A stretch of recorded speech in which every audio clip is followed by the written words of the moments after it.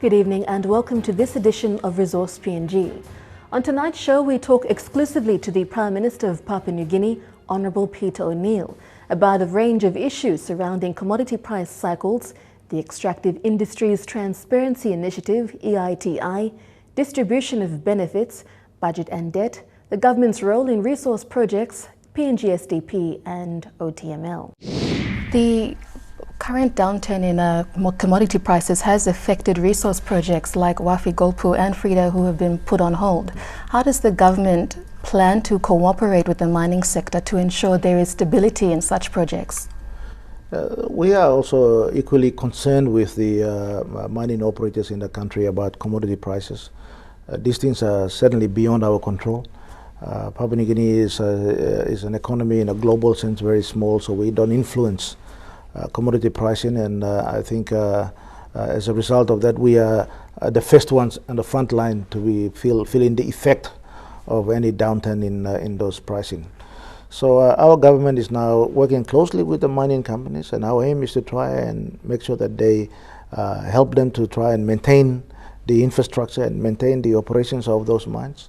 And we can only do so by helping them reduce their costs so that they are not overly burdened. So where they will, it becomes unprofitable for them, so that they will shut down the mines, and many of our citizens will be out of a job.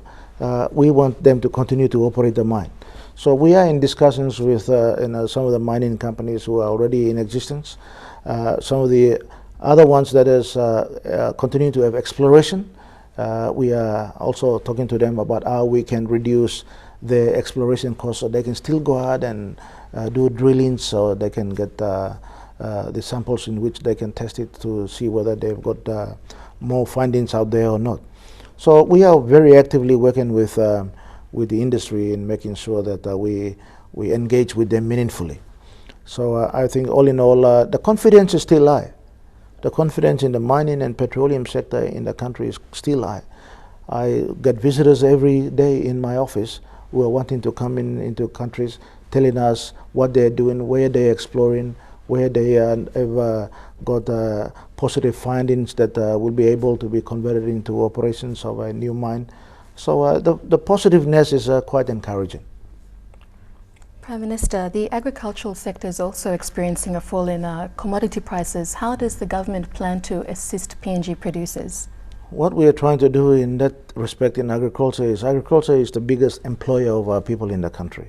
And we have neglected that for quite some time, and we have had all sorts of interventions and programs that were not working properly and not sometimes not suited for the farmers and agricultural companies that are operating in the country.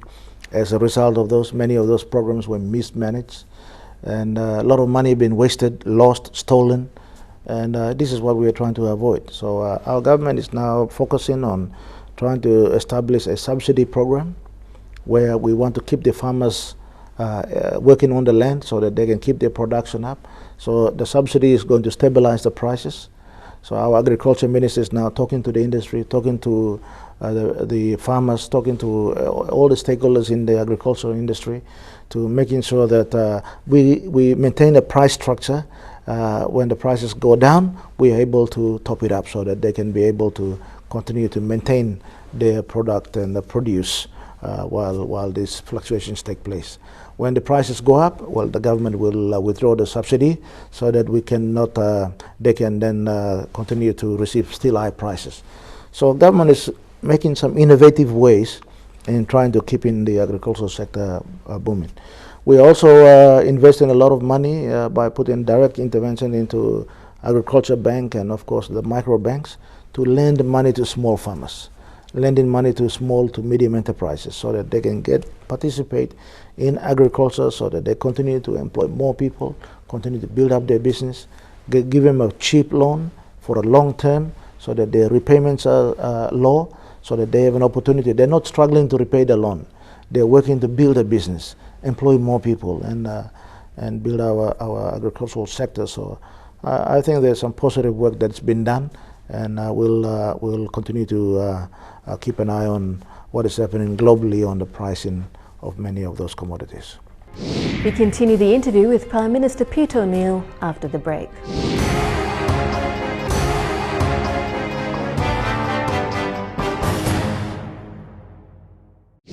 This is Resource PNG. As we talk to the Prime Minister of Papua New Guinea, we find out whether the PNG government is ready to proceed with the EITI and what reforms in social welfare are planned for the country. Prime Minister, we understand that the government is formally planning to sign on the Extractive Industry Transparency Initiative by the end of this year, with preparations to become a member. This means that there will be opening sharing of information with mineral and petroleum companies to ensure receipts and payments are quit. Is the government ready to proceed with this? Of course. I mean, we have no problem in opening up our books and being transparent and being accountable. In fact, we welcome that opportunity. We want every industry stakeholder, both in mining and petroleum, to be able to be aware of what we are doing, how we are spending the money. This is people's money, so we must be held accountable. So this initiative is a very good initiative. We are one of the first countries to indicate that we will sign up to that. And we are now making sure that our own government departments and workers are able to keep up. The flow of information is timely. We don't want reports 3 or 4 years late. We want it now. And those are things that we are encouraging our people to do. So now, listen, we welcome the initiative. We have had our government officials and ministers travel down to Sydney in a recent conference on this initiative, and they have made some very positive contributions that we are becoming a leader in the region in trying to making sure that we establish this reporting structure that is required of us. Prime Minister, you've recently made an announcement in Queensland about reforms in social welfare that will see the elderly and disabled receive pensions. Could you give us an overview of how the government intends to finance and implement such reforms? Well, we are going to start implementing that by 2015-16. Why we are saying 2015 is because we will have the necessary data. In 2014, our electronic ID system is now being rolled out. That will capture every Papua New Guinean to be identified. So we will know how many people are in that category of whether they are older, 65 years old and old, and of course disabled Papua New Guineans who are struggling to live out there. As a society, it's our responsibility. It's our responsibility. They have looked after us. They have looked after us when we were young. They've educated us to be where we are today. It's our turn to look after them. And we are not talking about big number of people. We're talking about probably 500,000-600,000 people. And Papua New Guinea government can afford to make sure we look after them. So that is why we are going to have a pension system that it is our moral obligation, it is our duty as Melanesians, as duty as a community, that we must look after these most needy of our people, the disabled and the old, so that they have a quality of life that their country cares about them, their kids care about them, their people care about them. This is the sort of country I want to build. And I think we have no choice but to do it in 2015.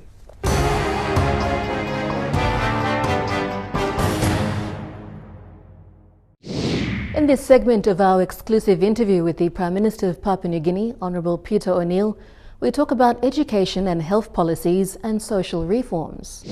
Prime Minister, the government has also committed itself to free education and primary health care. These measures will see the redistribution of natural resource wealth to ordinary Papua New Guineans. However, how sustainable is this in the long run, and does the government have the capacity to fully fund and manage such policies?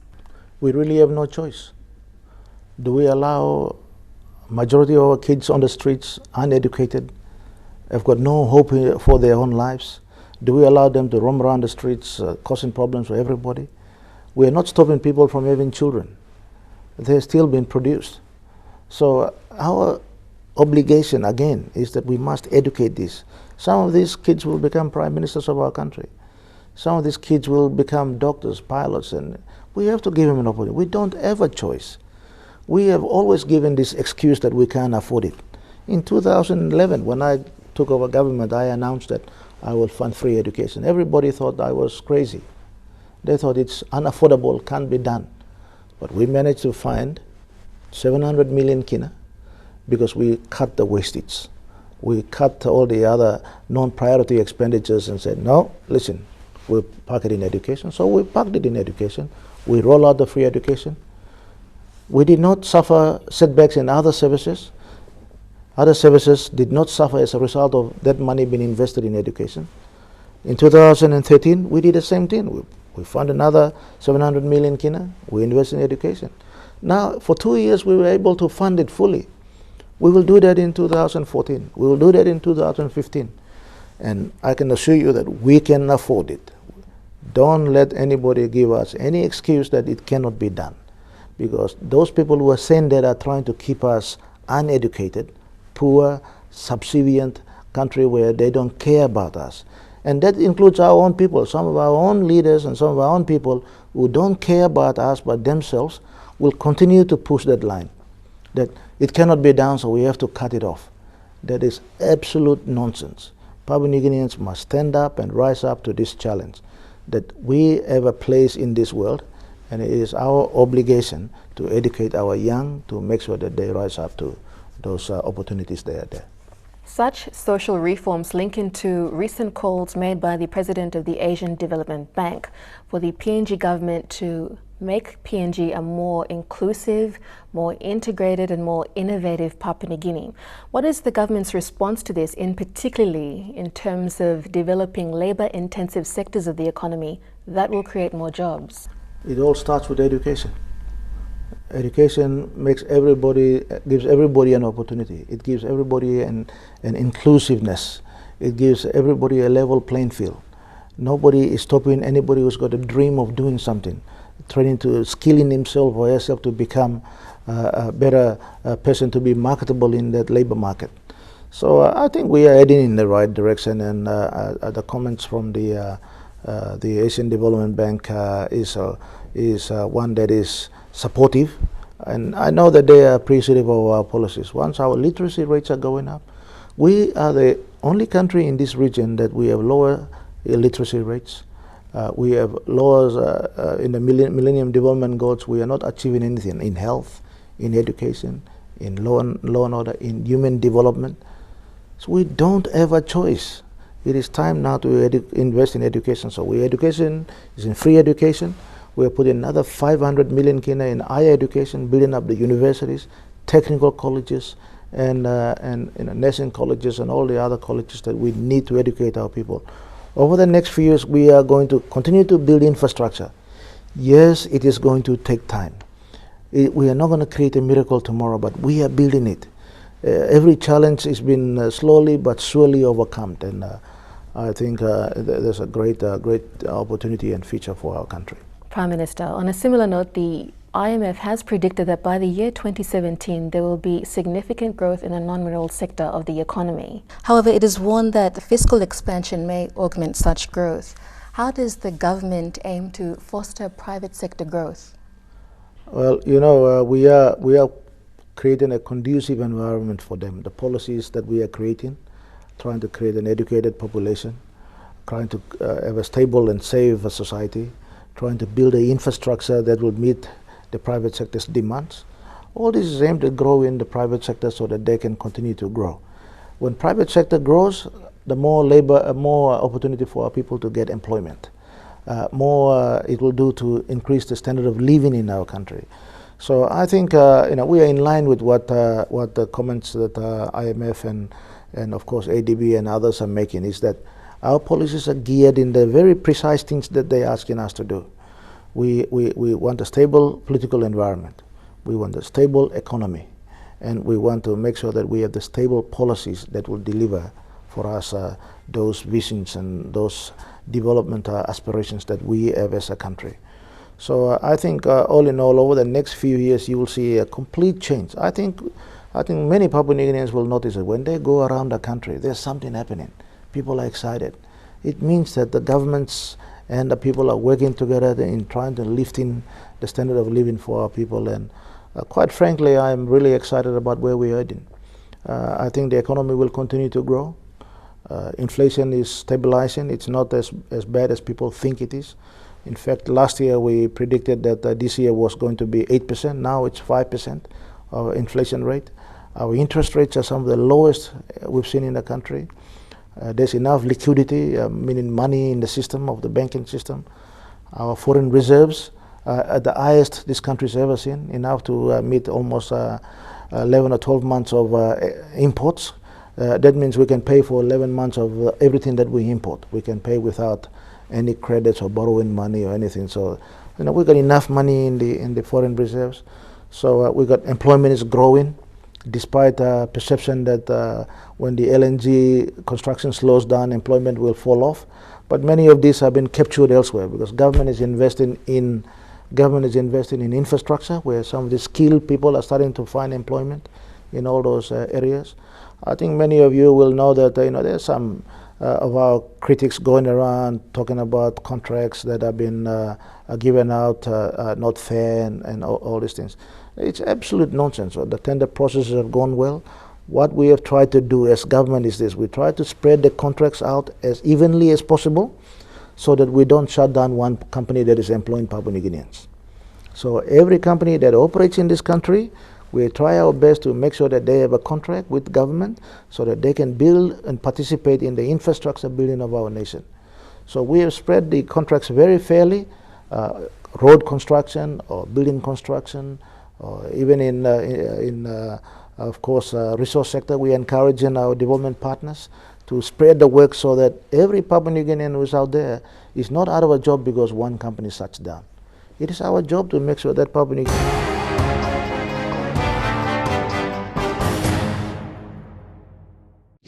Thanks for staying with us. Continuing our discussions with Prime Minister O'Neill, we talk about the state of PNG's economy in light of falling commodity prices and concerns surrounding the Sovereign Wealth Fund.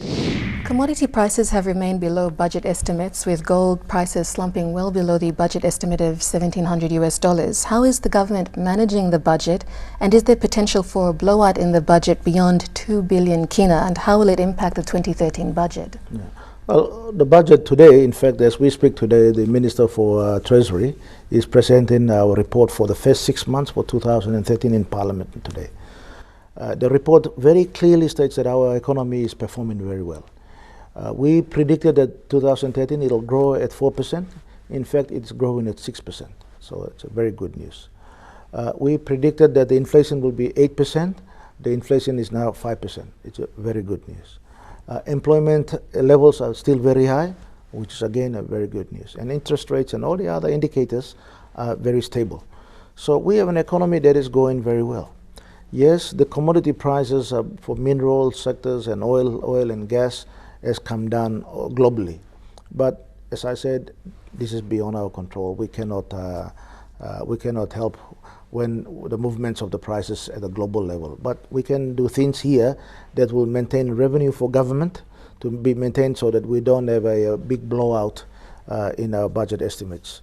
So what we have done is we've increased our performance by trying to increase the revenue base for our country. And how we have done it is by increasing collection of our outstanding taxes. We have people out there who owe taxes but have not been paying for quite some time. So we are now tightening up that control. So meaning that we are collecting more money now.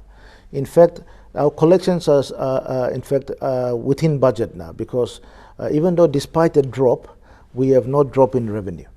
Despite the drop in commodity prices, we have not dropped our revenue collection. So meaning that we are very much tracking very well in our economy.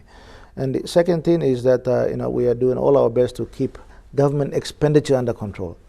Normally, many times government budgets blow out because government is not controlling their expenditure. So we are tightening up, making sure we get the government departments and provincial governments and heads of departments to say, stick within the budget, don't overspend. So making sure that they don't overspend and blow out the budget. So as we speak, it's tracking on quite well. So I am very, very happy that PNG's 2013 performance will be on budget, on track, and the economy will continue to grow. While the PNG economy remains on track, there's been good news with ratings from agency Standard & Poor's that's upgraded PNG's credit rating from B to B+, with a stable outlook forecasted for PNG, as you've mentioned.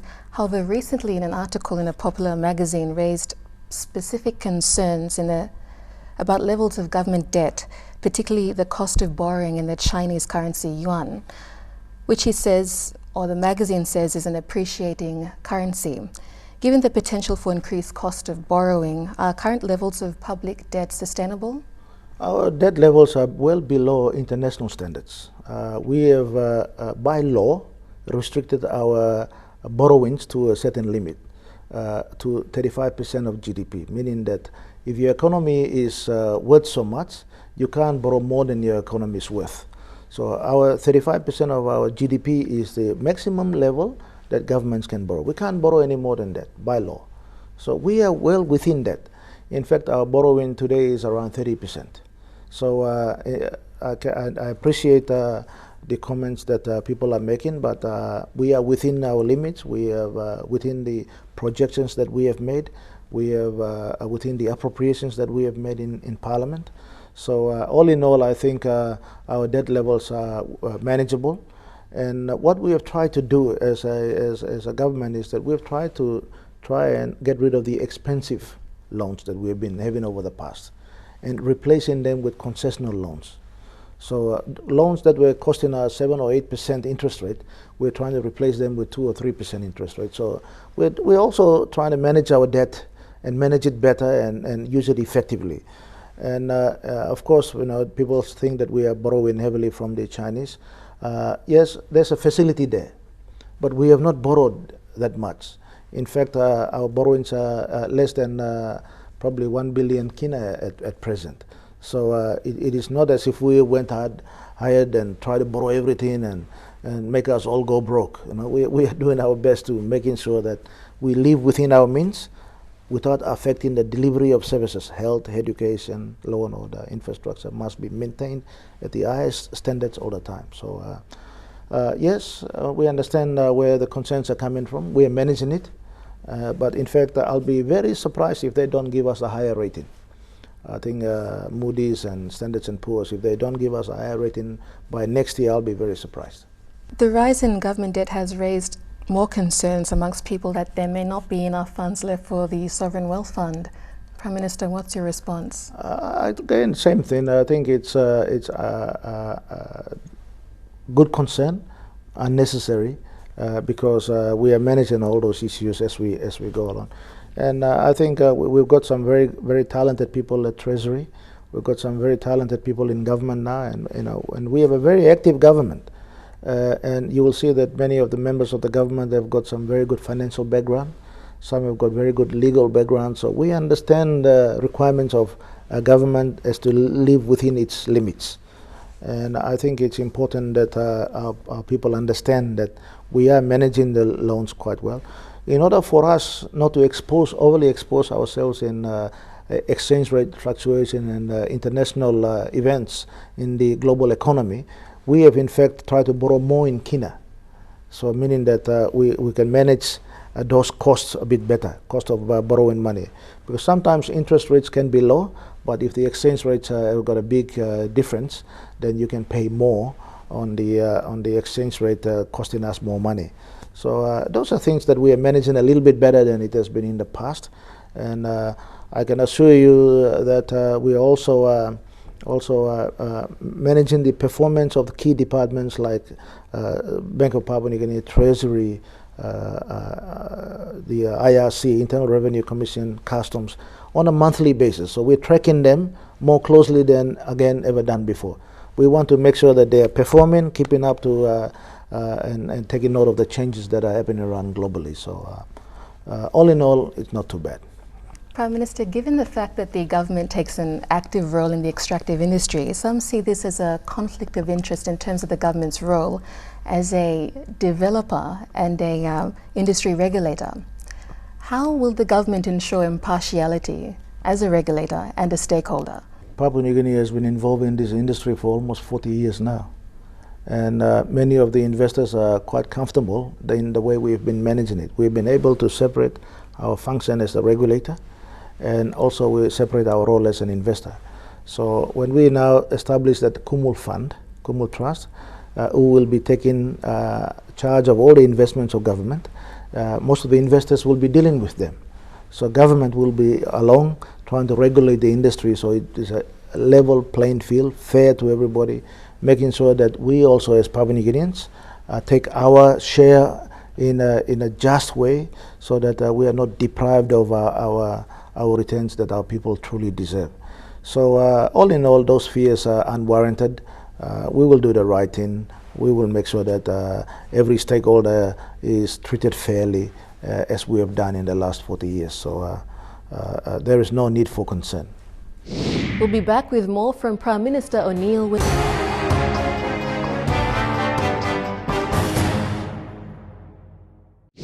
Welcome back. Continuing our exclusive interview with the Prime Minister of Papua New Guinea, we talk about PNG SDP and OTML. It seems that PNG SDP manages funds better than the provincial government and many national departments based upon reports of misuse of the NADP and some other government funds by the Public Accounts Committee. Is it not best to work together with PNG SDP to coordinate expenditure and projects together? Well, I mean, that is arguable, that's a perception that is arguable. PNG SDP has literally just collected money and parked it in the bank. That is, of course, managing money, but it is not managing money by investing money to get the best return. So it's merely a structure that is just collecting money and parking it in the bank. So you can argue whether they are the best managers of funds or not. But for government's purpose and government's intentions, very clear. I cannot stand by and watch young kids, young women, young men and women dying in Western Province from curable diseases when we have these people who are running PNG Sustainable, running around doing big projects at the expense of these people. They're running around doing some dream big projects that has never started in this country, with huge consultancy fees, huge fees paid to themselves, huge infrastructure and huge overheads to maintain that organization. What about the rights of that young person or young girl dying because we have polluted the water system? We have polluted the environment. They are sick and dying as we speak today. PNG Sustainable or our government or other governments have not built one new hospital in Western Province. They have allowed all these things to happen. They have allowed all these people to die. So am I expected to just allow things to continue? So that is why we are saying that PNG Sustainable should be now stopped, reassessed into how they've been managing these funds, so that the people of Western Province will say, okay, today we need a hospital. You build a hospital using those funds. Tomorrow we need a school here, or we need a road from here to here. This is their money. Their money. It does not belong to some individuals in PNG Sustainable. This is money belonging to the people of Western Province. They have every right to a better life. Who are we to tell them that they do not deserve this? So that is why we are making these amendments, to making sure that the people in Western Province participate in accessing those funds, to making sure that they continue to receive those services. In terms of Work 30, a related question is that we are taking over something we already own. PNG government already owns Work 30, but it has been parked in Sustainable on behalf of people of Western Province and Papua New Guinea. On behalf. What has happened is people have taken over this company, forgetting the owners, and taken over if it's their private business with their mates in BHP in Australia. Well, let me tell you, I'm not going to allow that to continue. So that is why PNG government is now deliberately taking the decisions to take over the mine, which will be 100% owned by the people of Western Province and the landowners and PNG government, so that our citizens fully benefit from it. So all in all, I say that it's time for a review. 10 years they've been operating. We've seen how they operate. They've not delivered one project that they can be proud of themselves. So I think it's time to move on. Prime Minister, the 156 communities of the Okmani, Oktedi and Fly Rivers have signed up to extend the community mine continuation agreements that forms the basis of Oktedi Mine's social license to operate. Given that the state's intention is to expropriate the mine, will the state honor its agreement with the communities? I think the word expropriate is a bit too unsuitable for the thing that we are trying to do. I think it's a bit excessive description of what we are trying to do. When you expropriate something, you are trying to get it from someone, the ownership from someone who's already owned it. So we're taking it away from some other person. This is what we own already. So how can you expropriate something you already own? I think that argument is a little bit too rich for me. But I think the issue here is that all the communities up and down the river, their benefits will remain as it is. In fact, under the arrangement, they will get more benefits. They will have better control of their own destiny, better control of their own resources. It doesn't mean that they just go and mismanage everything. We will put a structure around that will protect their investment for themselves and for the future generation in Western Province. But they must ever say, they cannot be told that you're not grown up yet, you don't know what you're doing, so we'll run it from Melbourne, we'll run it from a BHP gentleman's club in Melbourne, so you stay where you are because you're a Kanaka or you are not educated or you are, those times are gone. So PNG needs to stand up on its own feet. Our people need to take ownership of our own destiny. We know our problems on the ground. So I think that is now timely after 10 years. Prime Minister, just reaffirming the ownership of Ok Tedi Mine, the Governor of Western Province recently announced that the state will take over the mine next year and it will also be owned by the provincial government, landowners of both the mine and the CMCA communities. Can you confirm this will be the case? Yes, they're already shareholders of Ok Tedi already. We already own, together with the provincial government, all the landowners, and we already own Ok Tedi. But it has been managed for us by Sustainable. So we are telling Sustainable we want to manage it ourselves. So we already own Ok Tedi. It's not a question about ownership. I think this notion that somebody else should manage what we own is, it's a bit, as I said, too rich. So let the boys in Melbourne Gentlemen's Club worry about it themselves. We worry about our own people. Prime Minister, does the government intend to or have the capacity to pay a fair market price for PNG SDP's shares in Ok Tedi, which is estimated to be worth $1.1 billion US? We are not going to pay for anything that we already own. Who do we pay to? Do we pay to people of Western Province, government of Papua New Guinea? We already own the mine, so there is no need for us to pay anybody. As simple as that. We will do the right thing by trying to making sure that the deal is fair for everybody, especially for the Western Province, especially for the landowners, especially for all the communities that are affected, especially for the workers, especially for the management. We will do the right thing, but we are not going to be blackmailed and threatened and intimidated by people who have no interest for our people.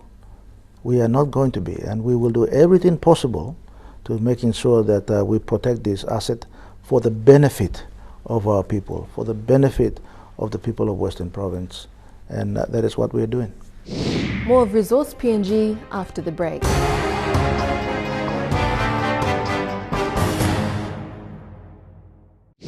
Thanks for staying with us on Resource PNG. In our exclusive interview with the Prime Minister of Papua New Guinea, we've spoken about a variety of issues in PNG concerning commodity price cycles, the Extractive Industries Transparency Initiative, EITI, distribution of benefits, budget and debt, the government's role in resource projects, PNG SDP and OTML. We continue with the Prime Minister in this final part of the interview. Prime Minister, the biggest stakeholders of the Ok Tedi mine are the people of Western Province. Will they be consulted on the shape and form of the Ok Tedi 10th supplementary agreement? We have already discussed these matters with both the management, both the workers, both the landowners. We have consulted almost everybody that needs to be consulted, all the leaders. So we will go ahead and present that 10th supplementary to Parliament, and we'll take it on from there. And we will discuss the arrangements that will put in place for the future together with all the shareholders, and we'll take it on from there. Prime Minister, moving on to LNG now, when is the target date for the second LNG project, and will Shell get involved? It's not only about Shell. Interoil is talking to all the other big players in the oil and gas industry, Exxon, of course, Total, Oil Sets, ENI, all the major players are being talked to. So we'll allow the commercial negotiations to proceed, but it has to be borne in mind that our national interest for our people and our country is very important. We want this resource to be developed as quickly as possible for the benefit of our people, and that we cannot continue to delay and procrastinate and shift all the arrangements that we have made with all these developers. Let me put it very clearly. We have signed enough agreements with these people. We are sick and tired of signing any more agreements. We want this resource to be developed so that our people can have the benefit of having cheaper energy. We want to utilize many of these gas to give energy to our people, build our economy, build our infrastructure, build more industries around the gas, to build a domestic markets and markets obligations. So there's a lot of potential for our country, and the more delays that these people are doing are causing us a bit of unnecessary delay. But listen, we will work it through and we'll get there. Prime Minister, there seems to be public perception that the provincial government and the state don't see eye to eye. How will they align themselves so that they are on mutual ground? The only thing that we don't see eye to eye is that the provincial government wants the LNG development taken place yesterday. We are waiting to try and do it today, and the developer is trying to do it sometimes in the future. So we need to balance all these issues together. And let me say this: we work closely with the provincial government. We will work closely with the landowners. We will make sure that we do the right thing by them. We have delivered a LNG project already. The formula and the basis are there already, so we don't need to recreate any unnecessary delays, issues that will unnecessarily delay the project. So we are working very closely with the provincial government. That's a perception that we are not talking is because, of course, we want this project to be off the ground. But the delays are not because the government is slow. It's because the developers are not able to agree to a way forward. Honourable Prime Minister, thank you very much for taking time out of your busy schedule to speak to the people of Papua New Guinea and answer their questions. Thank you very much, and thank you for having me on your show. That brings us to the end of this edition of Resource PNG. If you have any comments or queries, do email us on this address, resourcepng@mtv.com.pg. Or to find out more, check MTV online, that's www.mtv.com.pg, and go to our Resource PNG page. Or you can check our page on Facebook. Thanks for your company. Bye for now.